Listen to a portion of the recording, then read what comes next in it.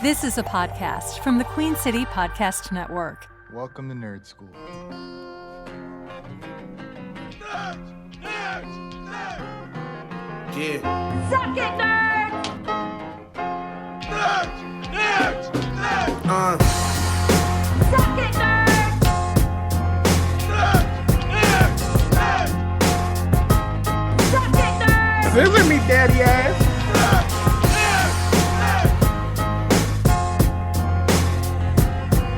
Welcome to Nerd School. My name is Low Key. Welcome to the Nerd School podcast. You jerk. She's like a Sith, but she doesn't want to be in the lifestyle anymore, kind of thing. Oh. And she ends up having a lightsaber that has like the red lightsaber on one end, and then there's like a yellow lightsaber on the other end. But it's like a double-bladed lightsaber. This is in the comics or a book? It's not. It's in Star Trek, Star Wars Visions. It's like the new season. Like the first episode is called Sith, Is and that it's all about. that's the anime one. It's not anime, but it's animated one, and it's not. It's not even anime. It's almost like music video, like early '90s kind of style. Okay. Because it's like she's basically an artist.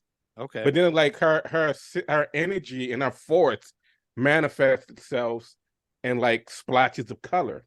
But then like there's her Sith master is hunting her down because he's trying to get her to really embrace the Sith, but she no longer wants to do any. She just wants to live life and enjoy life.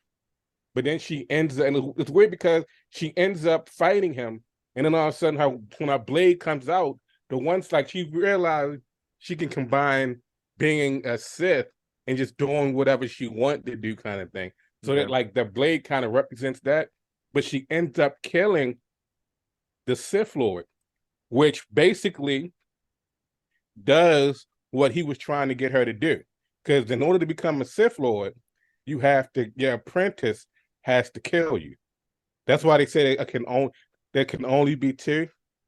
And that's why, like, how I've been sitting there at TVJ. Yeah. I was like, you got the perfect opportunity to be a Sith Lord. Like, you want to take me down. You take me out, you would send to being the Sith Lord. Then she becomes the Lord. That's right. Right. Instead of the apprentice. There can only be two. Right. Oh my God. Well, that's a great way to start. So hopefully there'll be a Star Wars museum coming soon, because we just last week got to preview the Marvel superhero. What's it called? The Marvel. I should get this right. Universal superheroes. Universal Superheroes. Yeah, Marvel's Universal Superheroes exhibit at Discovery Place Science in Charlotte, North Carolina. That it is open for the next 2 months at least, possibly 3. I think they're hoping to extend until September, but we got to preview it as part of Nerd School, and we promised them we'd put out an episode. We put out some videos. I'm still editing together a little bit of a fun little video based on what we did there. So I got to interview the co-curator, Patrick A. Reed, and here is a little bit of what he told us about the exhibit. Patrick A. Reed, I'm the Associate Curator of Marvel Universe of Superheroes, which is now on display here at Discovery Place in beautiful Charlotte through September. Unless we're really lucky and they demand that we extend it. I'm keeping my fingers crossed on that one. Yes. Because I'd like more reasons to be spending time here in Charlotte. Yeah, so exciting. Tell me again about your history at San Diego Comic-Con, what you used to do with the hip-hop. Okay, so I am a longtime pop culture journalist and historian. I do a lot of programming at conventions and at film festivals. For the past almost 11 years now, I've been doing the hip-hop and comics cultures combining programs at San Diego Comic-Con, at New York Comic-Con, at various colleges and schools and other venues around the country. We did one at the Louis Vuitton store in New York in December, which was astonishing. Like, it's the Louis Vuitton store, and we have Eric Orr, the first hip-hop comic artist. We have Farrah Monch. We have Large Professor. We have Elda Sensei. We have Danny Lore, who's a Marvel writer. It was it was such an astounding thing and such a weird setting to be in. Yeah. It was definitely a moment of whoever thought that hip hop would take it this far. Yeah, really. I mean, how did you get the idea to combine hip hop and comics? It wasn't an idea that I had. It was just a thing that, I mean, it made sense to me. I'd always been in the middle of comics and hip hop. Okay. I grew up as a comic fan, reading comics. And the music that I listened to, the visuals that I saw, like, comics are a foundational element of hip hop culture because hip hop culture was built out of available elements. And therefore, what we now think of as comic culture, what you see at a comic convention, is all reflected in hip hop culture. The Saturday morning cartoons, the kung fu and action films, the visual sensibility of comics that was translated into graffiti art. All of these things were foundational elements, and you can hear it certainly now finally digitally streaming in things like De La Soul's records. You can hear the sample sources. You can hear that these were the points of reference that created a language for a generation. And they were Easter eggs that, gave people an extra point of connection to the material. You hear that sample and you go, oh, I remember that record, or I remember that TV show. And so it wasn't so much an idea I had as just like, why isn't anybody discussing this? So I pitched a panel to New York Comic Con in 2012. They said, yeah, okay. And then the next thing I know, I, as a journalist and somebody who hates being on stage, is stepping on stage with Pete Rock and Jean Grey and DMC and Large Pro, and like it's DMC made his own comic. Oh yeah, absolutely. So it was really it wasn't an idea I had so much as a why isn't anyone else doing this? And the moment I did it, I discovered it resonated, and it resonated with the people that that I wanted to talk to. I love it. Can you share more about this exhibit specifically? Yes, thank you for keeping me on track. That's my job in this room. Yeah, no, I'm off in the so right now. Right. Well, that's I mean that's a whole other conversation. But boy, could I go on about that. And I do for hours at times. In fact, I'm just going to quickly. When we first hit lockdown, I ended up doing 2 virtual panels for San Diego Comic-Con. And if you get a chance, check those out because they're on YouTube on Comic-Con's account. And they're not straight panels; they're visual mixtapes where I interviewed like 20 different people and then cross-cut and edited. So they're sort of like visual mixtape mini documentaries talking about this at far greater length and in far greater detail than I could right now. So, I have the biggest nerd boner right now. So, Marvel Universe of Superheroes launched in 2018 at the Museum of Pop Culture in Seattle. It is an exhibition that has since played at a dozen odd venues throughout the U.S. and Canada. Each time we reopen, we have taken the opportunity to expand and revise it because when we launched, we started developing this in 2016, 2017. There were a half dozen Marvel films out. And now Marvel Studios has dozens of films and Disney Plus TV series. There have been the Spider-Verse films that have come out from Sony. There's a whole new live-action Spider-Man series from Sony.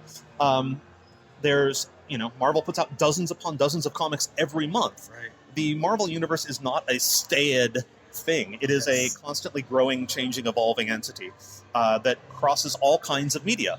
So we wanted to create a show that certainly covers Marvel's cultural history as a publishing entity, as a film studio, but also talks about the creative universe and where it's been and where it is now and where it's going next. Fantastic. And so each time we reopen, we add new pieces, we add new elements. We take the opportunity to make sure that this is a growing, living, evolving project, and that people who come see the show will see their current favorite characters as well as learn a little bit about the history of the creators who brought all these things to life, about the fictional history of the Marvel Universe and the cultural history of Marvel as a company. Awesome. Yeah, I would say we started talking because I was over here by this WandaVision exhibit, and you were just kind of talking about how it's so current that we're constantly evolving. Obviously, this started in 2018, and quite literally, as you're watching this projection mapped space change and evolve, this is a perfect visual representation. Like what you're talking about.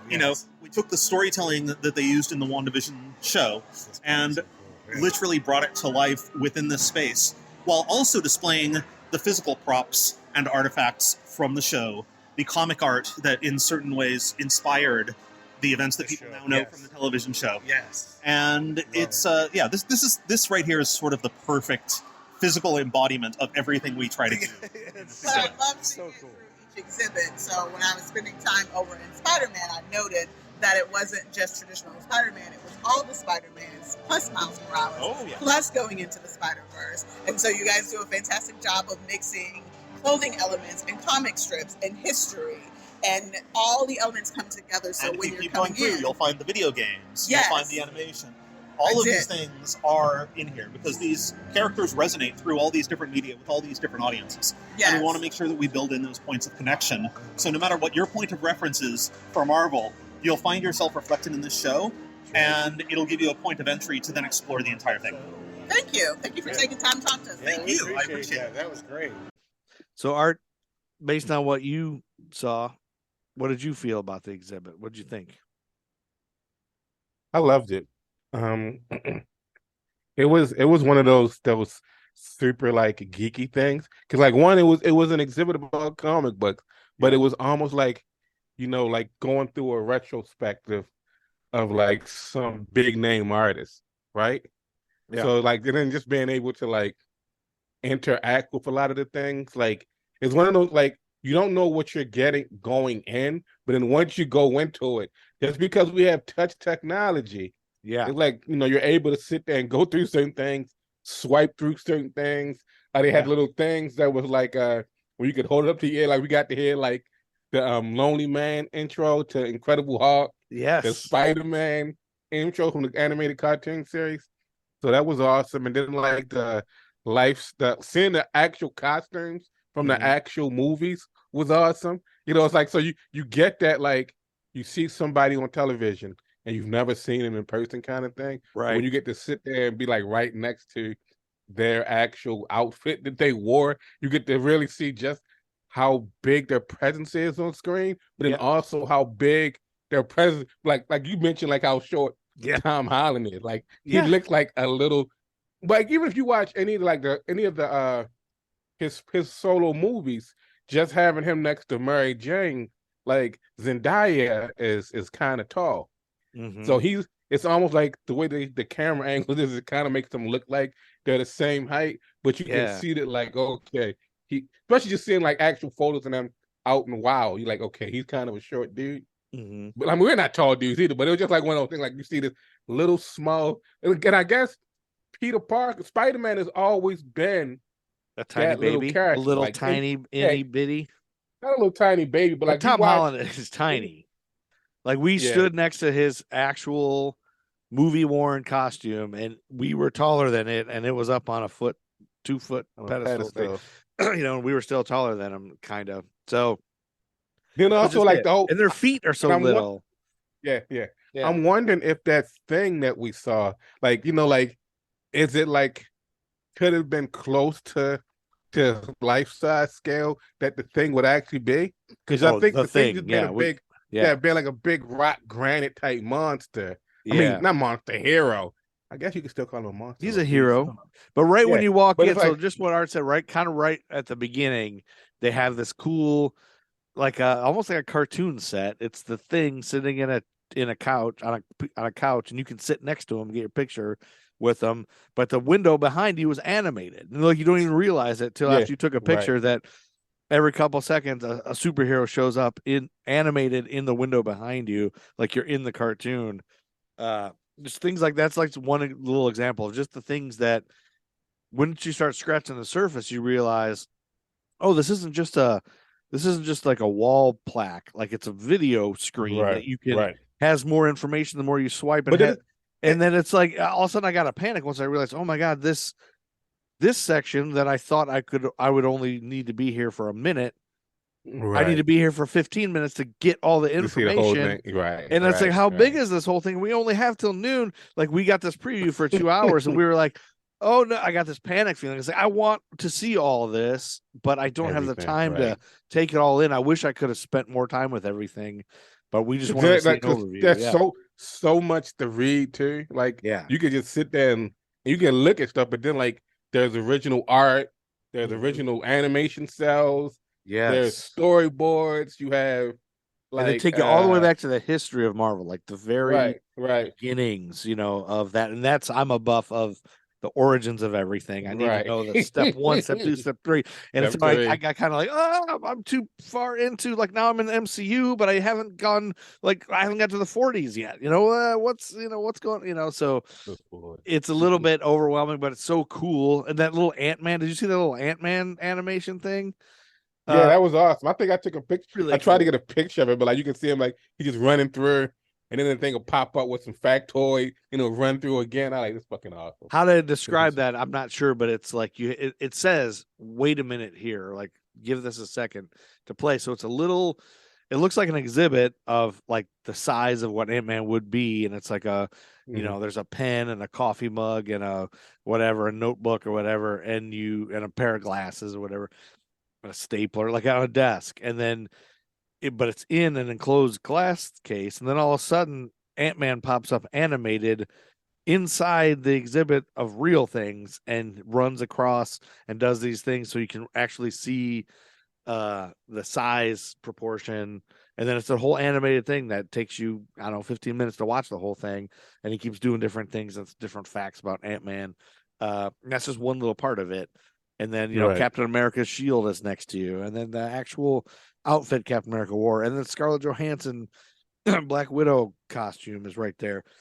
And it's like you could just spend the whole time just looking at one thing, and it would be worth it. So definitely check it out if you're in Charlotte. Check out this Marvel's superhero exhibit. Marvel Universe of Superheroes. Yeah, Marvel Universe of Superheroes. Yeah, it's very, very cool. But I mean, we just got to the surface of it. Marvel Universe of Superheroes, a Discovery Place Science, Uptown Charlotte. Tons of fun. We had to pry Andy out of there. Like, Andy was not ready to go. Right. That gave me flashbacks of growing up with Andy. Whenever every single time we would be at a store somewhere, and if our dad or mom said we could pick out a toy, like everybody can pick out one Hot Wheel, you can pick out one action figure, whatever it is. It was usually like a limit of $5 or whatever, and everybody can get one. And once we got that green light, we can get one. We get to get one. Oh my God. Like, we all, made our choice and already kind of had an idea what we wanted. Andy would like reset his brain. He has to look at every single one for 15 minutes and weigh it in his mind, and we don't just pick one. Because you gotta, it's like you got to make a calculated choice. Yeah. You can't just grab one because you don't want to have that regret or FOMO. You get home like, damn it, I should have got that 1984 black Camaro. Yeah. And he would be up there for hours like, come on, Andy, fuck. And then until the parent would say, okay, you can't have any of them if you don't pick now, then he'll have to pick, it's like, and then you still have that little bit of subconscious regret, because you're like, damn it, I didn't really want this, but I didn't want to miss out on the toy. Yeah, what if I would have got that van? I should have got the van, I should have got the other thing, But I don't think, I was like just so annoyed at how long it took him that I'd be like, I don't even want my toy anymore. It's taking so fucking long. Come on, Andy, goddamn. And Andy was always with everything like that. Like, it was just. But you don't live with them anymore. You forget about it until we're at the Marvel Universe of Superheroes, and it's like it's 12:30. He was supposed to be out there at noon. They're gonna kick him out. Yeah. He's gonna get in trouble. That was a couple of times I was like, I don't even see Andy. They're like, where is Andy? He needs to read every word. Then I had to hunt him down because I was like, I seen this gambit. And I was like, oh man, I gotta show this to Andy, and I gotta capture it. Because I want to see his expression. Well, and that's what we found you over by the Gambit action figures, and they had this thing I think it was kind of towards the end of the exhibit, where you could vote on your favorite hero, and everybody who comes through can vote, and you can vote multiple times, and it keeps a log on a little TV screen who everybody's favorite hero is. And Black Panther was like number 3 when we got there, but we made sure to make him number 1. Over, I think who was number 1 at the time, was Captain America or something. I don't know. I know Rocket was like up there really high. Rocket was up there, yeah, Rocket Raccoon. So it'd be interesting to go back and see who's see number what one now. yeah. Now that it's been open for a little while, and we are planning on going back because they do. I know they're planning on having a Science on the Rocks, which is a really cool thing Discovery Place does, where they get they open it for the evening for adults and serve alcoholic beverages, and you can go through the exhibits while you're drinking, which I don't know, man. I'm sure they won't let you take your drinks in the Marvel exhibit. They'll probably have you can drink around it, but because I can see that as a recipe for disaster. Somebody spilling their drink. I'll definitely spill my drink in there, and then we'll never be invited back. But anyway, it was a really cool thing, and definitely check it out. I'm trying to think. I don't want to give away everything, so we should probably just leave it at that and just tell everyone go see it. Discovery Place Science, downtown Charlotte. It's really cool. And so that's enough of that. So what I want to finish this with, I also want to delve into Art and I and Andy and TPJ. We've all been talking about that we've lately been sort of getting labeled an MCU podcast because that's kind of what we're focused on. We're taking so long to get through the MCU, but we don't want to just be a movie podcast. We want to be on all things nerddom, and so get into some other things comic book wise, and delving into this history of the Marvel kind of made me feel like I want to try a thing. And I fell down a rabbit hole online, kind of researching something to do this. And I found 2 Wikipedia pages. It's like the history of superhero debuts in comics. And then I fell into like a DC. I feel like we haven't given DC pretty much any love at all. So since DC actually started or Marvel. Well, here's the thing.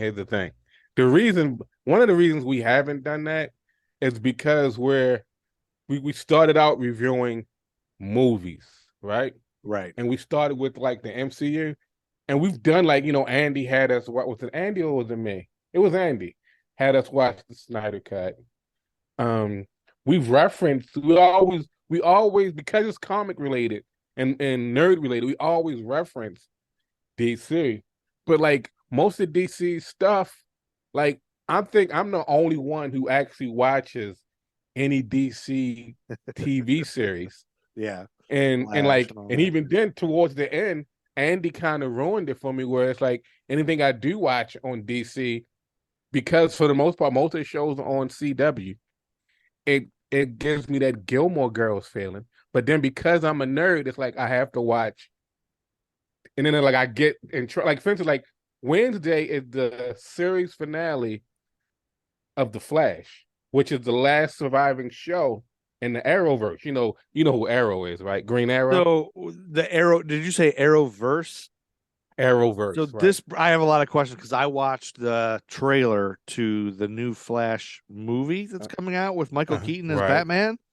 So maybe you can help me here. So, well, I know you can help me here. So this is different. The Arrowverse is different than the DCEU, right? Well, you gotta call it by its new name now, the DCU. Oh, it's just the DCU. Yeah, James Gunn came over and said, "Well, we need the E. We're going to copy MCU." What was the E standing for? Disney. DC. Disney Damn it! Why do I want to call it Disney? DC Comics Extended Universe. I think is it extended or expanded or so whatever. DCU is the DC Comics universe, but it's not cinematic. Shouldn't it be the DCCU?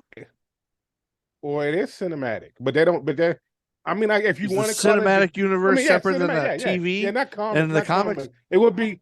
It's cinematic. So it's the Disney. Fuck. DC Comics. And it's not Disney. Universe. It's not Disney. So don't get it confused because Disney owns Marvel. They don't own DC yet.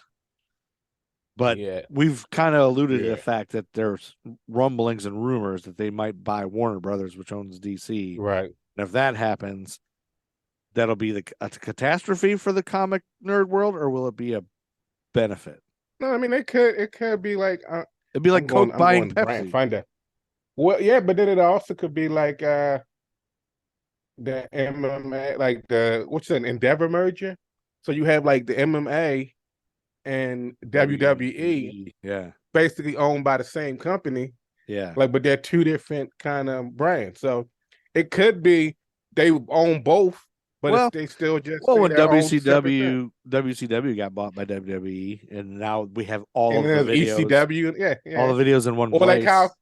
like how for Brant, AEW, Tony Khan bought Ring of Honor. So you have, these two different companies. Brant P. Fundak is a friend of the show. He's a guy that we talk to quite a bit that loves wrestling and AEW. AEW. You gotta specify. Yeah, he doesn't fuck with Vince McMahon and his shithole. So. Yeah. Anyway, but Fuck he's a very off. particular. We got to have him as a guest sometime because he's a very particular type of nerd. Right. But possibly the nerdiest human I've ever heard. Right. Speak.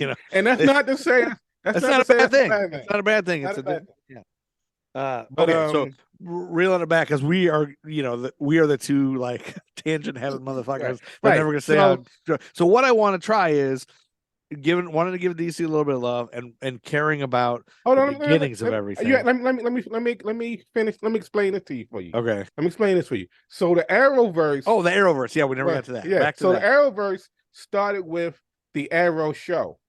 So and Arrow he's just like he's DC's stupid Hawkeye guy. Oliver Queen. He's a little bit different than he's Green Arrow. Hawkeye.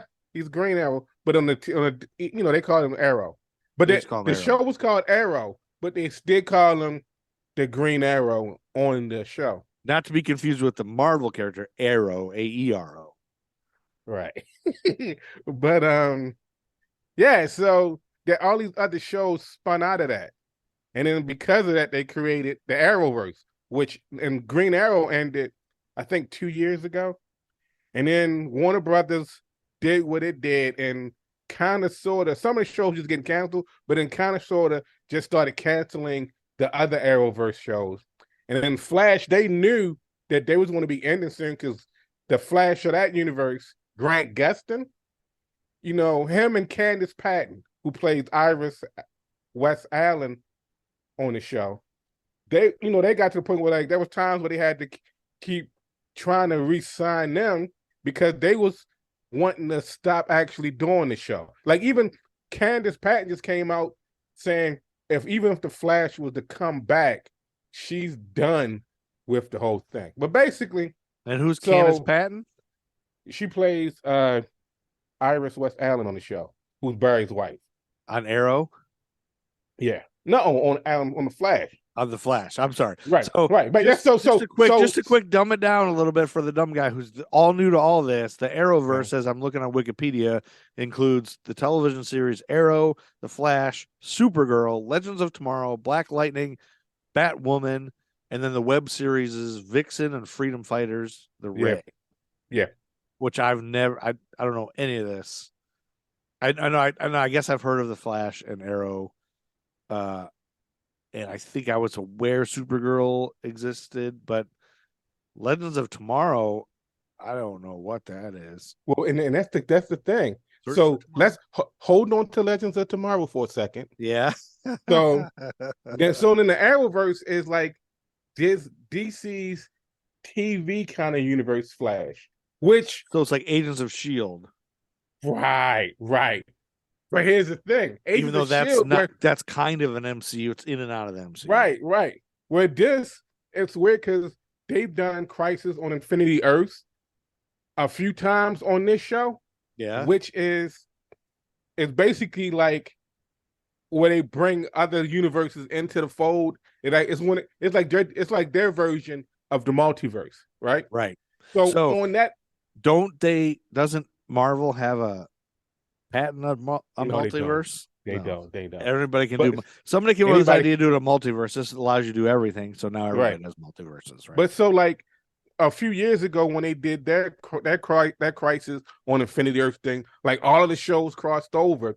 But then they also did Flashpoint, which is basically what this Flash movie is based on. But in their version of Flashpoint, which is still tied into like Crisis series thing that they did, Ezra Miller, he showed up on the Flash. So he came face to face with Grant Gustin's Flash. And they're like, people like losing their mind because like, oh shit. That's two different people who played Flash? Yeah, but this is the DC, at the time they was still the DCEU. This is the DCEU's version of the Flash popping up on the CW Arrowverse Flash.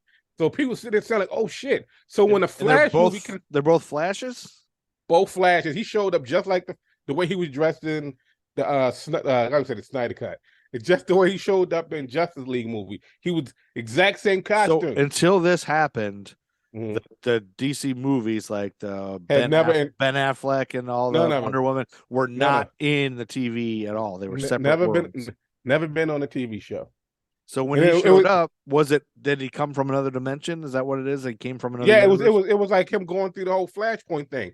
And he pops up, boom, bada bang. There he was. So people thinking like, oh, is Grant Gustin going to show up in this Flash?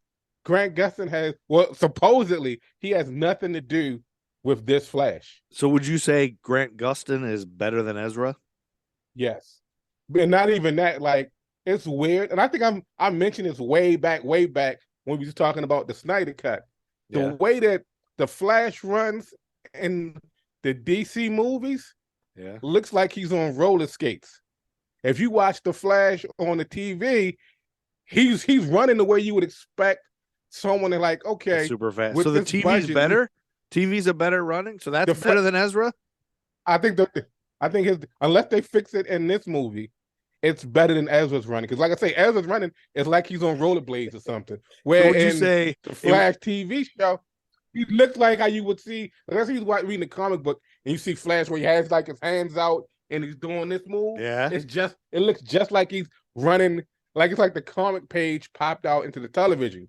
Where again, like watching the Flash and the Snyder shit, I felt like I was watching roller derby. Which is, I'm not saying roller derby is a bad thing. Yeah.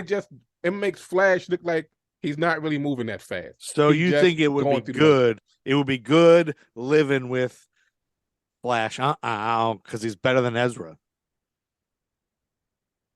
Flash, who was that? It was good living with you. It was good. Better than Ezra. The band better than Ezra. Right, I got you. That whole thing was just me trying to get you to say better than Ezra, and you did in a sentence, and you never once knew what I was trying to get you to do. Broke. Just that song, better than Ezra. Remember that song? It was good. I never liked listening to Better Than Ezra. Not one of my favorite bands. They only have one song. Did I just know? Right. Good, that's like listening. Good, what's the? Good. That's like was it Marcy's Playground? I don't know. That's the name of the band. I don't think I know that. I smell sex and candy. I think that's Marcy's Playground. It is. It is. No, I thought that was Stone Temple Pilots. I think that's the name of the band. Sex and Candy. Oh, you're right. Marcy Playground. I don't know why I thought that was Stone Temple Pilots that sang that. I smell sex and candy. Who's that lounging? All right, so that's the difference between that the Arrowverse. So that's exciting. So if I were to start all over in this, would you? I guess now that it's connected to the DCU, is it all one thing? And would you start with an Arrowverse, or would you start with DCU, or would you go chronologically? That's just it. They aren't though. It's almost not like connected? how it's almost like how the MCU so far is doing with with their being able to the few times use Venom, where it's like, oh shit, is Venom now in the MCU? But then it comes back, we kind of gets wiped out of the thing because of like multi-madness type shit, which you haven't gotten to yet. But it's like Venom pops up and it's like, oh shit, so you got Spider-Man showing up in the MCU. Now you got another Sony property, Venom, showing up in the MCU. And you're like, there's gonna be this big thing with Venom and Spider-Man, and then they took it all away. Well, yeah, I don't know. I have a whole nother thing that I want to try too, which is I want to start building the Joe-verse. Just knowing you, and I know how you feel about guys with bow and arrows. Arrow, which is a good show, because it introduces different storylines from the Green Arrow universe. You get Ra's al Ghul, who's been a Green Arrow and a Batman villain. Now, how are you get saying like that name? Ra's al Ghul. Because I think Andy calls him Ra's al Ghul, right? It's one of those things where it's like Andy says it Mr. wrong. Mxyzptlk. No. It's like in some terms he's Raj al Ghul, and like Oh. you can watch different movies and shows. They'll Yeah. call him Raish. They'll call him Okay. Raj. So Okay. it's like it's Oh, so it's like it's one of those things. like a nickname type. You know, you can say his name different, like you're Art and Arthur, that type of thing. It's not that. It's more or less like a root or route kind of thing. Oh, gotcha. Like do you Roof see or root or roof? route? Roof or roof? I don't know. Roof. So Roof what is do you not like better see, between that's- Arrow, The Flash, Supergirl, Legends of Tomorrow, Black Lightning, and Batwoman? I did watch one episode of Black Lightning just to see what that was about. Black Lightning was okay. It was one of those. Black Lightning was one of those things like you like as a person of color, you watch it because it's a black superhero, Yeah. right? Like if they like supposedly they're supposed to be coming out with a Static Shock, not the CW, but at some point they're supposed to be like a live action Static Shock. So that's one of those things where it's like, oh, you want to watch Static Shock, but like Black Lightning was one of those shows where they introduced things, and they actually did cross like towards the end. Like once the Arrowverse had that little crisis thing where Green Arrow became the Spectre, who is kind of deals with what we're eventually going to get to, but he ends up helping to create this new world. But then come to find out at the end of the Flash season, he pops up again. He says like, "Wow!" And Infinite Crisis Earths made one universe. Basically, what he ended up doing is creating other new universes. So like they've rebuilt. It's kind of weird and convoluted. Like, okay, doesn't make sense, but okay, I see what you wanted. The show's going off. Let's just send some fuck you to people and shit. But anywho, Black Lightning ended up becoming a part of. I'm doing air quotes here, people. The Super Friends, which he's been like Black Lightning is one of. Like he's been like in the Justice League, he's been one of their leaders. Like if you watch the Young Justice, this was the animated series. Black Lightning is basically like he's like one of the superheroes that they use a lot on the show, but he's like literally like the leader of the Justice League a lot of times in the continuity of being having like the Justice League. But like so they had like all of the Arrowverse characters. They actually made a Hall of Justice. I don't know if you know anything about Super Friends and Hall of Justice. Yeah, I remember the Hall of Justice when I was a kid. Yeah, so they actually made a Hall of Justice for the Arrowverse. So there's Supergirl. They even have like Diggle, who became I forgot what the fuck his damn character name was. But like all like some of their minor characters became a part of like their quote unquote Justice League, where they had like the chairs with all of their logos on the back of it and everything.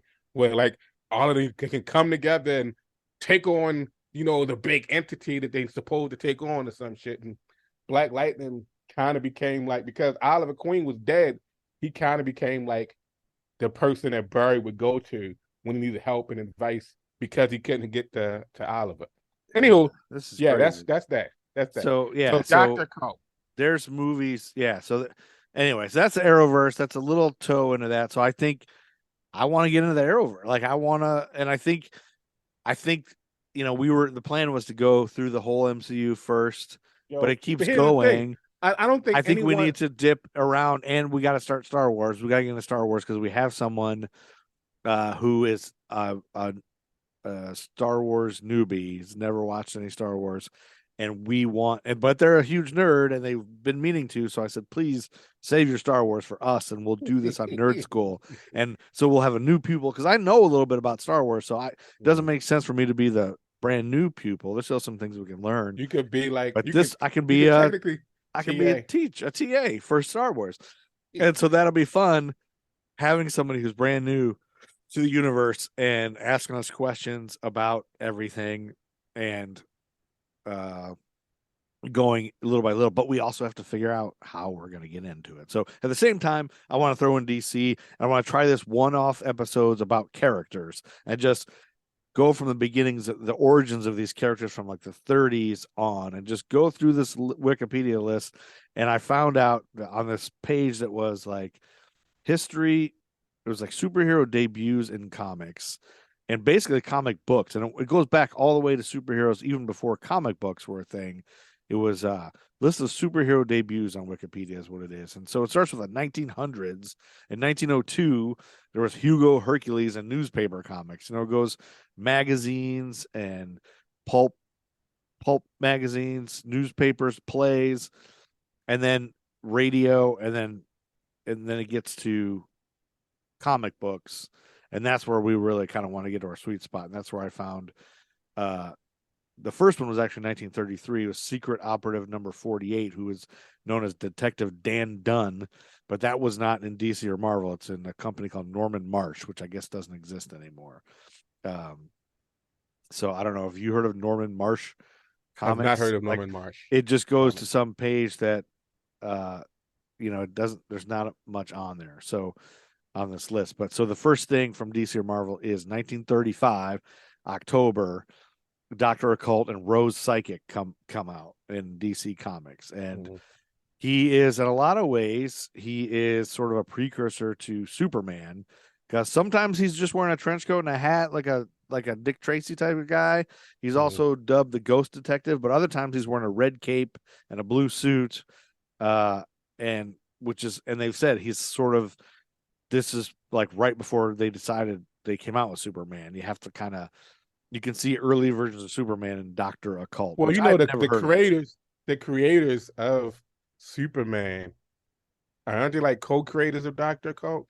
Yeah, I think they're the same guys. Jerry Siegel and Joe Shuster. They're the creators of Superman, but they also created Dr. Occult, who is an occult detective and private investigator, and he's a user of magic who specializes in cases involving the supernatural. And this first appeared in 1935, and this was the golden age of comic books, which I know you guys are very familiar with.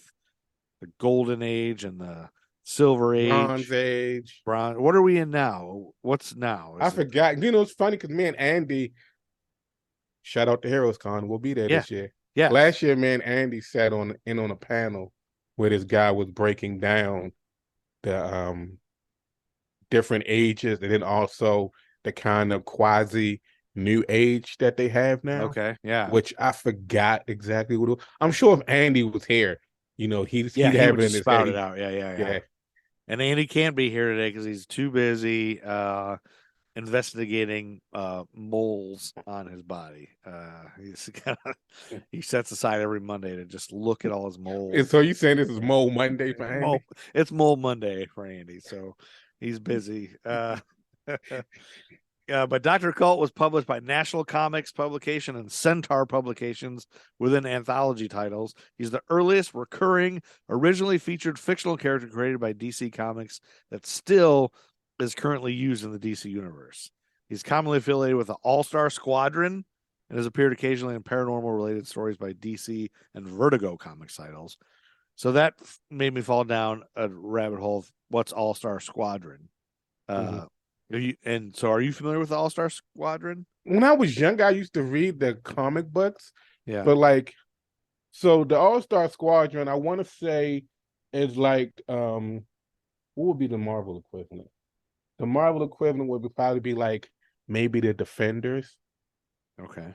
I would give, but like off the top of my head, other than, just him and Dr. Occult, I can see the characters in All-Star Squadron. Yeah. But then I can't remember, because isn't name a character. That's what I'm looking at. They were this is one dude who looks kind of like Sentry, who's a Marvel character that's a part of them. I know. Because I used to have when I was growing up, I didn't care what comic book I had. I was just, if it was a comic book, I fucking wanted it. You go to the thrift store, you go to anywhere, you get oh, look, there's a comic book. Let me grab one. Yeah, so I guess they're different people. Like the All-Star Squadron, yeah, different people. Yes, it's included, like a Justice Society type thing. Yeah, it was like after the bombing of Pearl Harbor, President Franklin Roosevelt gathered available superheroes, including members of the Justice Society of America, Freedom Fighter, Seven Soldiers of Victory, and solo heroes at the White House, and asked them to band together for the war as the All-Star Squadron. So I guess it included Superman, Green Lantern, Dr. Fate, and others. Dr. Midnight. Yeah. So, and it's weird because like a lot of some of these characters from All-Star Squadron were recently on Stargirl. Stargirl was also part of the Arrowverse, but Stargirl had like you had Catman, you had Dr. Midnight, who was his name was Alan McNider, I think his name was, but his thing was like there's a Starman. Okay, it was initially chaired by Hawkman, and the JSA members participated freely. The core of the squadron, however, was made up of lesser-known characters like Liberty Bell, Firebrand, Johnny Quick, Hawkgirl, Commander Steel, Robot Man, and the Shining Knight.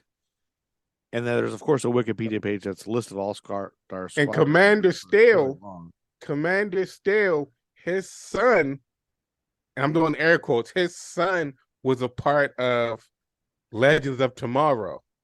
And he played a character who could turn into steel. He could turn his body into steel. So that's kind of cool. Weird. So Dr. Occult was just one of these guys, but later, and that was like in 1981 they did this. It was like it's interesting to me because it's all about World War II, but it came out in August of 1981.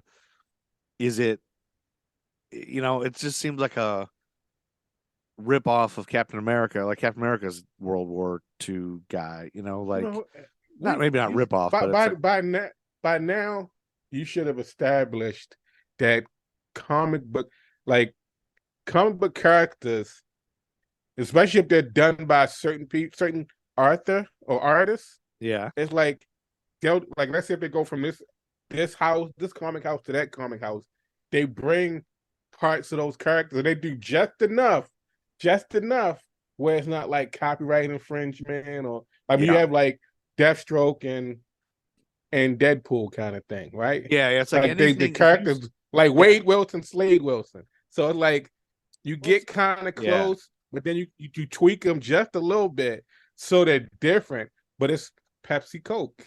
Yeah, because you see both one thing that sells, you make your version of it. So it's like we had the Ultimate Warrior and they had the Renegade in WCW, which was like the copy. You had Stone Cold Steve Austin, then you had Goldberg, looked exactly, dressed the same. He wasn't the same style, but there's copycats everywhere, not just wrestling and sodas. But I think the cool thing about this Dr. Occult is at the same time, his sort of sidekick, a side person, was a female hero called Rose Psychic. Right. A childhood friend and assistant to Dr. Occult at his private detective firm, the Trenchcoat Brigade. And after Dr. Occult died during battle, Rose had bonded their souls together, resulting in them sharing one body. So that's crazy to me to hear about. And it's weird. Like once you mentioned this character, I was like, he kind of seems familiar. Yeah. And then I looked at him, I was like, okay, he's a supernatural guy. And I kept going like, okay, he's related, not related. He's from him and Constantine or Constantine, whichever way he wants to be pronounced. Yeah. And a lot of the other mystical characters in the DC universe, like I remember seeing, just watching different shows and movies, and he will pop up, and Dr. Occult would here and there. Dr. Occult, but he's one of those characters. It's like if you watch, like I say, like Justice League Unlimited or something like that, and you'll see Plastic Man show up. You'd be like, oh shit, that's Plastic Man. It's like you see him, and he may pop up in one adventure or something, but you know he's a part of the Justice League. I think he's like Plastic Man. That's what I love most about comic books. And I guess some of these superhero movies, but it's just that they keep using these characters somebody created in the 30s and then they're staying like true to the thing, they'll bring them back and they'll pop in and you can and then you got online, you have these like encyclopedias that list the appearance of, you look up one character and every single appearance they are everywhere, and you can cross over it into everything. Like I can read a Plastic Man comic because Dr. Occult shows up in this episode if I'm a Dr. Occult fan. Well, here's the thing. Yeah. So when I fell down the hole. I didn't go too far, Yeah. but I fell, right? Yeah. So I started scrolling through the Wikipedia page for him. You know how you get to the bottom, they'll show like they have like the footnotes, right? Yeah. Like, so when I go on Wikipedia, a lot of times I read through the footnotes. The footnotes are awesome. Just to see what the article, whatever. Yeah, because so then you'll be reading a whole article. Yeah. Yeah, I clicked on one of the articles because I'm like, oh, cool. They made this mention. I forgot what the article was. I should have just pulled the Wikipedia page up, but like I was looking at it, so I clicked on this article and they started talking about Dr. Occult and like his appearances and stuff. And then one of his most recent appearances was in a book called Rain in Hell. And I was like, holy shit, we talking about this shit. And literally, I have this damn book right here. Really? Rain of Hell. Is he showing up? Yeah, you got that comic book right there. Right. So the backup story to this book is Dr. Occult. What? And I was like, I was like, how ironic. And I see this book because it was sitting on top of my PlayStation, which is where I have my headphones at. Yeah. So every time we go to record, I grab my headphones. I see this comic. So I read the story but I hadn't read it yet. Yeah. So I read, like, okay, they say this is the backup story and this issue. So I read the comic, and it does the thing where it's like, he carries around this glowing orb, this red orb. That was to say he mentioned he carries this black disc, which they don't show in this comic. But he has like the orb that he has that he got from, I guess they call it the Seven. And then like the orb, Seven is a whole other thing. Yeah. Yeah. Right. So the orb is where like he'll sit there. Like he was like in the comic, they were saying they talk about what's going on in this miniseries. And he was like, these two dead people are talking to him, like, yeah, you're gonna have to draw a line in the sand kind of thing. You're gonna have to come out because things are happening on Hell. He's like, well, what? And it's just like almost like in Constantine fashion, be like, well, what does that really have to do with me?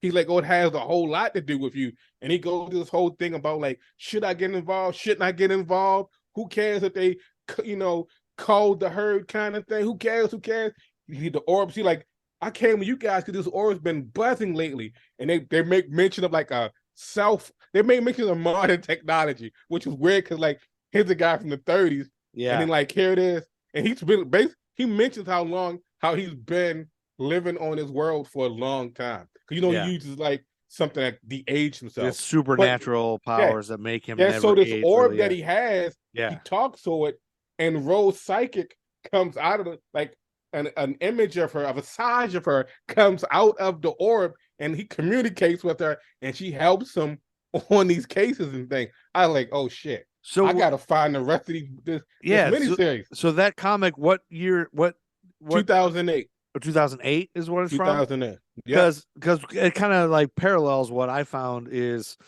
on the Wikipedia page too, is that the Dr. Occult's origin was revealed in Secret Origins Volume 2, number 17 in August of 1987, done by E. Nelson Bridewell and Roy Thomas. I don't know if they're comic book artists, or writers, but they depicted him and his partner Rose Psychic being slated as human sacrifices at the hands of a demonic cult, but were rescued by a shadowy group called the Seven. And the two were later trained in the use of occult magic themselves. And then 36 years later, Dr. Occult opened up his own detective agency, specializing in crimes of a mythical nature. And during World War II, he joined the All-Star Squadron. And at some point, they say again, he and Rose become fused into one being. Yeah.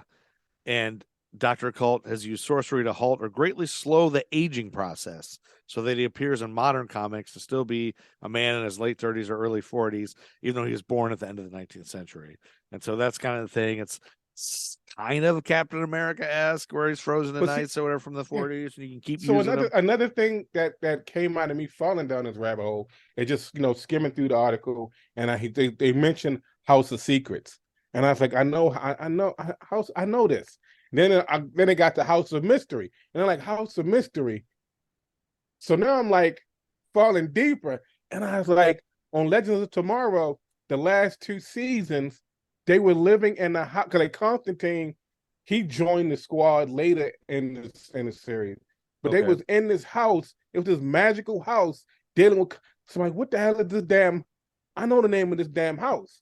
Because then it's also in Constantine, I want to say his animated series, animated movies. I think Dr. Cole pops up in that as well. Really? But this house is from like the House of Mystery, which is also like I don't want to say like the twin of the House of Secrets, which has like ties to like Dr. Cole because it's all about mystic arts. But then Constantine and Dr. Cole, didn't you read that they were both a part of the trench coat brigade because they all wore these brown trench coats. Yeah, they and dressed like 40s news Yeah. reporters, guys, detectives or whatever that everybody wore.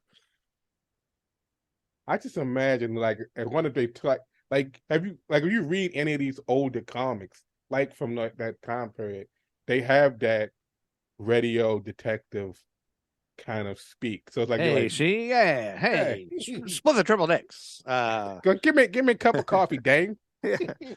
Say, Jasper, what comes out of 75? 76. That's the spirit. Yeah. So, speaking of the trench coat brigade, which is a whole nother thing that I never heard of, there was Mr. E, the Phantom Stranger, John Constantine, and I guess Dr. Occult. And I scrolled down farther in his Wikipedia page, and one of the modern age revivals was in 1991 in Neil Gaiman's The Book of Magic. I didn't know Neil Gaiman did comic books. Yeah. Brant P. Fundak. He over the summer. I thought he was just a book writer, like a novel writer. Like last summer, he was talking about how he was excited when the Sandman TV show came out on Netflix. Yeah. He was like saying how great the Sandman comic books are and everything. But Neil Gaiman, he's done like it's a lot of his books, like are based on certain comics. But then he also does quite a few other comics as well. Yeah, I had no idea. I didn't realize that. So that's why I was like, oh my God, he did something called the Books of Magic, which is a 4-issue comic book miniseries published by DC and later an ongoing series under the imprint Vertigo. Vertigo. I know you're familiar with DC and Vertigo. Like that's a whole subsection of DC comics. As Andy, I think Andy mentioned this before too. Like Vertigo was like, it deals with more like the dark corner of the DC universe. It's almost like how Marvel has like their Marvel Knights imprint, which deals with like the darker stuff like Daredevil, Moon Knight. But like with Vertigo, you have like Sandman, you have Constantine. You would have like it would be something with kind of dark, and in some instances sometimes kind of adult, geared towards more of a serious note. Almost like Batman could have been moved if he wasn't such a big part of DC. He probably could have been moved to like Vertigo because he has that kind of like that darkness that Vertigo has. If that makes any sense. Yeah. And then finally, I got to like the New 52, which I know you guys have explained a few times, and that's where he wields the powerful talisman, the sphere or disc with the black and white pattern called the Mystic Symbol of the Seven. Grants him the powers of clairvoyance, fighting exorcism, deflection, force field projection. I was thinking, I hear about the New 52 so much from you guys that I just wonder, like, if I was going to just start a comic book somewhere, should I just start with the New 52? If you want to have, see that, and that's what the New 52. Or does that taint things if I haven't watched? It doesn't, but it's almost just like with Marvel. They had Heroes Reborn. So basically, what it was them trying to pull in new comic readers. Whereas now, the way that they do comics, they found a way to like, okay, we'll have a book, but they'll tell you like, okay, this is a good jumping off point or starting point. You don't have to know the whole history. You can just start this book at this series, and then, but for you, it's going to be tough because like I know, like let's say if I'm reading a book, like a lot, like even now, some of the stuff like the reason I started reading the new Amazing Spider-Man series is because I was reading one book and it said see what happened in such and such. So then I went back, started reading those books. because like I wanted to be cool, like the Daredevil Chip Zdarsky run, which I've been starting from the very beginning. Yeah. Because it's like Daredevil got to a point. It's like I don't just want to just start reading because this shit is ridiculous. I need to go back and start from the beginning and work my way up that way. But I'm just doing that with Daredevil. And then with Amazing Spider-Man 1, they're only on issue 26 and I'm on issue 8. So it's like it's feasible to like, okay, I'm gonna sit and I'm gonna read enough that I can get caught up to where I'm in the current run. If you fall on that rabbit hole and try to say, well, I want to start back here, and like I'm gonna start at the New 52. The New 52 was one of those things like when it came out, they had like new books coming out every week. It would be like certain books. Every week it was a new issue coming out. Yeah. And comics are only like 20-something pages long. Yeah. But then, like, are you going to buy them, and then are you going to read them digitally? That's the whole thing. I got to And then read think digitally, about with and I don't want to pay for them. Right. You know, but if I say, get a even if you read them, subscription, even if you read them digitally, there's certain books like Batwoman. When that came back out, the way Batwoman was written and the way it was illustrated, you could get it digitally, but trying to read that shit digitally, like it's like this is one book now. I think I kind of stopped reading it because it would have like a circle and it would have text written in a circle. Yeah. So I'm like, if I'm reading this on my iPad, on my Kindle, I have to sit there and rotate the shit just to read what's in the circle. Where if I had a comic book, it's easier to rotate a comic book. But when you're holding like a tablet or you like, I say you read it on your computer. So now how you going to rotate your computer to read shit? Black woman, Batwoman, her book, it had like wedges. Yeah. So it was like the way it was illustrated beautifully, but it was one of those things that was meant, like it was literally meant to be read physically. Like if you read it digital, shit would hurt your damn eyes. Yeah, you know, because like that's now you got to read it this way, then you got to read, then like the thing slithers in, like a little slice wedge. You're like, okay, and so and then with the guided view, it wouldn't come out right because now like you tap in the screen and like, okay, it's sliding. Like, is this going the right? So it becomes tricky. But then, like I say, reading the New 52, if you start a New 52, you be reading a shit ton of books. Yeah, because it's the New 52 is the whole universe, right? All of DC. Right. It's not just. But then, you get some cool, because like you get to learn cool news stories, which they ended up just going through and destroying and decimating that, and then went back to some of the old dish. Like, yeah, well, fuck this new, like rebooting the shit. We're just gonna take it back to where it used to be, kind of thing. Yeah. So you have to deal with that. So like now, like you're reading all of the stuff to get to know, and then once they ended the New 52 and they started up again, you're like, oh wait, it went back to where it was. I learned all of this for what? Well, maybe one of those things, maybe I'll just Wikipedia. Maybe I'll just that's what I'm looking at Wikipedia, but I'm just like, maybe I'll just grab, as we do this, go through the order of origins of people, and I'll just find a series of Dr. Occult and read that, and then go to the next character. The good thing is, it's any one of them. I can bring in 87. Yeah, we'll be at Heroes Con in a little less than a month. You know, so maybe that's what I'll do. Every time we go to Heroes Con, I'll just look for one book or one series, and if I get them cheap, but it got to be look for maybe a trade. Maybe like if we there on that Sunday, you know, where they have like the special sales and stuff. Yeah, you pick up a good, like, I'll get this book. Like this is what you do. This is what you should do, right? Yeah. Do this Heroes Debate LJ Bowen style, right? Yeah. Take a list of books and things. Yeah. Put it in the cup.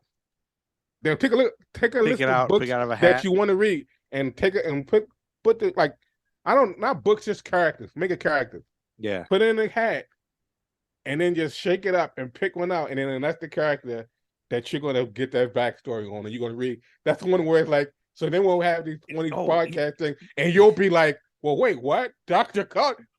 Fuck you, Andy. I know this one here. Hey, this is kind of making me feel like what we should do, because I had a lot of fun last Comic Con, Heroes Con, helping you find Juggernaut. Like, your goal was to find a Juggernaut, which I still have not yet got. Well, we found one, but he was super expensive. By the end, we found him and that was kind of like cost prohibitive. But what if we do a game, since the Nerd School is going to be there more days this year? We do that thing out of a hat, whatever it is, however we decide, everybody picks randomly And then we have to a get that character, and we each have to go on a scavenger hunt, and we'll kind of record it. We'll record ourselves looking for it, see who can find whatever like it can be anything. It can be an action random. figure, it can be a comic book with them in it, it can be whatever it is. But if you get That's fucking awesome. if you get Dr. Occult, I get Robin from Batman Robin, Andy gets the Thing, whatever. I mean, hopefully it'll be more obscure. I think what it is. So I think what we should do though, they gotta be obscure ones, and then we right, gotta obscure. find them. Not necessarily obscure, but like ones who like we can't like, and with this it can't be like any of the main characters. Like we can't. It can't be and if it Captain is- America. It's got to be. And I feel like it's one of those things where, okay, so this is awesome. So it's like I know that me and Andy and TBJ to some extent, like when it comes to like DC Marvel, we're gonna have like a whole like, okay, we know like if it's a main character kind of thing, even if it's like whatever. But like if we can put in like Image, we could put IDW, so it could be ones where it's like, okay, let's say if Firebrand, all of them can be in there, but like you might not know anything about like, let's say, Taskmaster other than Have you seen Black Widow? I did watch it, but you don't remember Taskmaster. But other than your exposure to Taskmaster from Marvel Snap, which is totally different than Taskmaster. Well, and I know him in Hero Clicks too, because we played Hero Clicks. Well, yeah. So, but like you may pull Taskmaster, and like, okay, you got to find something with Taskmaster, and like let's say, oh, like that's okay for you, but let's say if we pull something and it's like something like it's like Robin, right? Yeah. Like, oh no, so we have to redraw, but we have to redraw until we get someone like, let's say TBJ pulls Malbolgia. I don't know if TBJ knows who Malbolgia is. That's a Spawn villain, right? But So isn't that like, part of the game? Is like she's got to figure out who that is. Right. But it's one of those things where it's like, okay, now it's okay for her to go find that, as opposed to like if she pulls out Monica Rambeau. Yeah. Like she if knows you Monica pull out Rambeau Monica too well. Rambeau, like you know Monica Rambeau now, but let's say back then when you didn't know, if you could pull out Monica Rambeau, it's okay because you're Joe. So it's kind of like we pull from the list of names, but if one of us pulls something that would become, I guess, a little bit too easier for us, the professors, then we would have to redraw until we got something where it's like, okay, this might be challenging, as opposed to like if we draw something where like, I just say we only put in the hat challenging ones. Like we'll just make a list. Right, of, okay. Like it's got to be like secondary characters like Firebrand or Doll Girl or Commander Steel, Hop Harrigan. I'm reading off people from the All-Star Squadron. Mr. America. I mean, Neon the Unknown. Who the fuck is that? Like, wait a minute. There's a DC Quicksilver? and it has to be really obscure because Andy knows a lot of Sandy the E-list Golden Boy. characters. Yeah. So real quick before we got to end this because you got to get to work and we got to end this someday. I found a list of the Marvel comic book eras. The Golden Age was 1939 to 1956. The Silver Age was 61 to 70. The Bronze Age was 70 to 84. The Modern Age began in 84 to 97. And then they call it Heroes Relaunched 97 to 2004. Marvel Disassembled 2004 to 2012. Marvel Now is 2012 to 2015. All new, all different Marvel is 2015 to 2018. Fresh Start is 2018 to 2021. And then Timeless is 2021 to current, I guess. That's the Marvel comic book eras, but I don't see one of DC. Because I was trying to look for like a guide to just like everything published by Marvel and DC, like everything published, every series to see. Like I would like to do a small series, like one that's like 5 books, like I don't want to do one that's like 150 books, because I'm not going to be. Well, it's weird. Like I was watching this. I follow a lot of YouTubers, comic book YouTubers or comic book YouTubers. That don't make sense. I follow a lot of YouTubers who review comic books.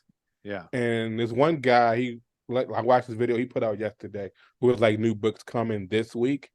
And I was like, okay, usually when I read a book, I read like DC, I read Marvel, I'll do like Image, and then other stuff like if I'm reading, like let's say I'm reading Rick and Morty, or if I'm reading Doctor Who or Star Trek or something like that, they end up being like IDW books. And then like Boom Studios and Dynamite, but there are all these other new comic houses. Like, I don't know if you're familiar with Whatnot. Well, Whatnot is the little app that came out last year where you can actually, it's like an auction site you go on. Who shot who in the what now? People could like they sell off their stuff or whatever. Oh, you were telling me about Whatnot. Yeah.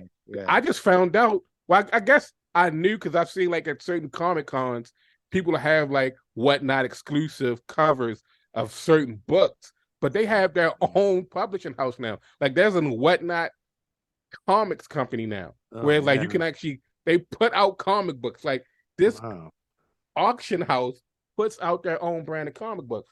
But it's like there are other comic houses. Like there's the one called AWA, which is artists, writers, and artisans. Yeah. So it's like all these different books. I'm like, the covers look amazing. I want to start reading more indie books as opposed to reading like from the big three and then the smaller I want to call them minor league of books. Yeah. But then they're also, I mean, we like how, just going to like these cons where you get to meet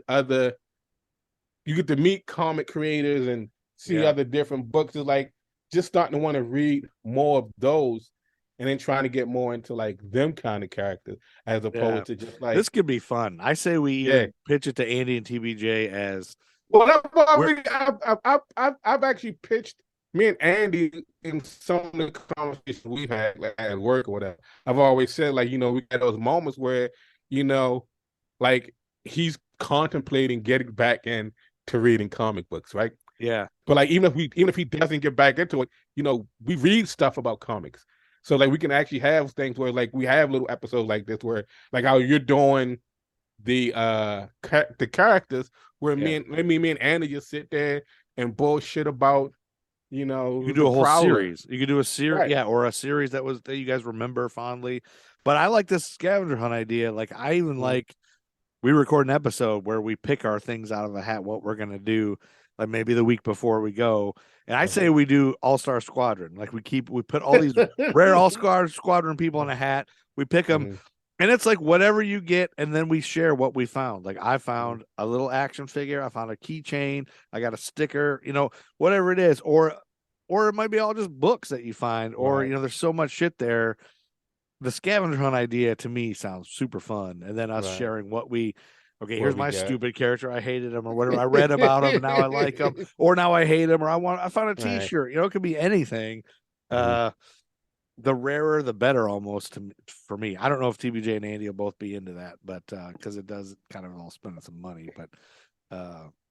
But you don't have to. You can be like, hey, I found it was $800. I'm not buying it. Well, like so it's not even like you say. We don't have to buy it. You can sit there, like let's say, get a picture of you with it. Yeah, right.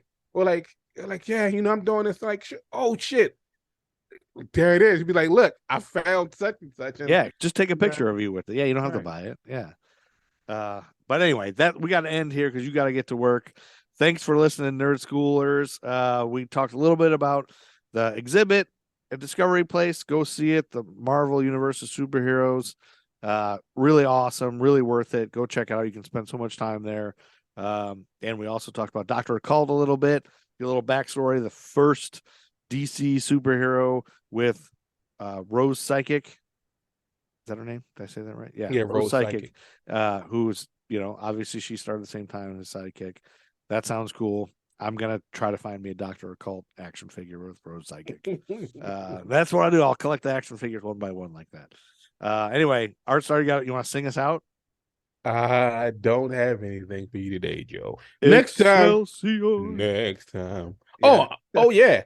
Like one cool thing you guys should know is I don't know what it is, but at some point I feel like we try to get her to say Excelsior. Yeah. I feel like I love that it's gotten to the point where it's like it's a kind of sort of like a running joke, but it's one of those things where it's like if TBJ ever does say Excelsior, it's going to ruin the joke.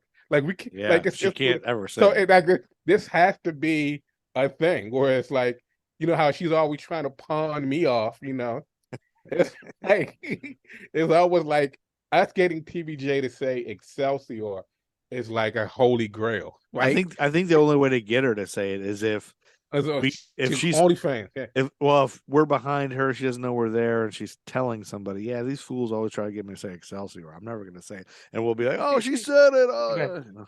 But then even then, I think that it'll ruin it. Like, Yeah. man, like, damn it, she said it. Like, we can't prod it anymore about just give us one good Excelsior. Like even how we was at the museum, I was trying to like just say Excelsior.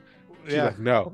Well, it's like on a sitcom. Once the guy, like once the gag is over. Sam and Diane get together, then you don't Right, want to watch yeah. it anymore. They've already gotten together. Who cares?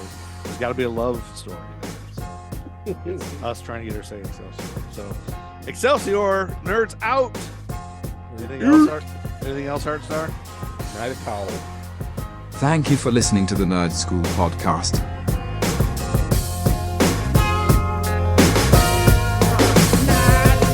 They say I can't rap about the president no more, but evidently they don't see we in the streets still poor.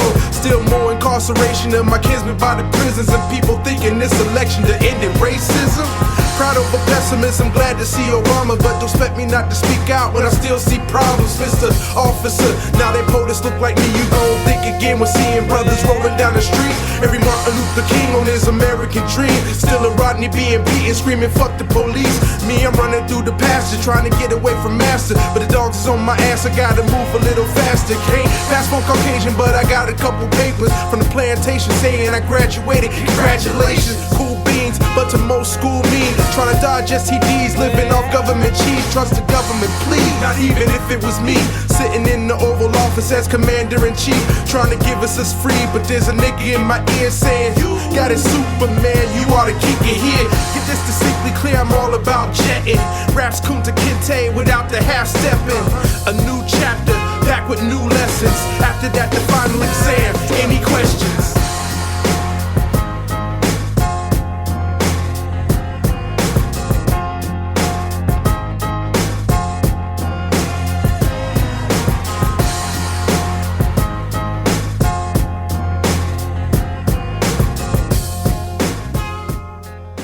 QueenCityPodcastNetwork.com. Excelsior.